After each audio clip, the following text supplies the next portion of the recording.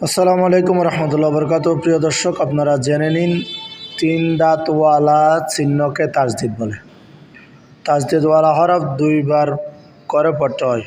প্রথমবার তার ডান দিকের হরকতের সঙ্গে জজমের মতো, দ্বিতীয়বার নিজ হরকতের সঙ্গে।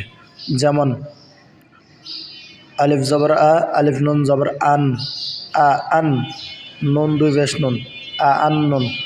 বা জবর বা, আলিফ নুন জবর আন, বা আন, নুন 2 পেশ নুন, বা আন নুন। তা জবর তা, হামজা নুন জবর আন, তা আন, নুন 2 পেশ নুন, তা আন নুন। সা জবর সা, হামজা নুন জবর আন, সা আন, নুন 2 পেশ নুন, সা আন নুন। প্রিয় দর্শক, এভাবে আমার প্রতিটা ভিডিওর মধ্যে আপনারা দেখতে পাবেন এরকম শিক্ষণীয় বিষয়। আপনারা চাইলে এগুলা জেনে রাখতে পারেন, আপনাদের অনেক কাজে আসবে।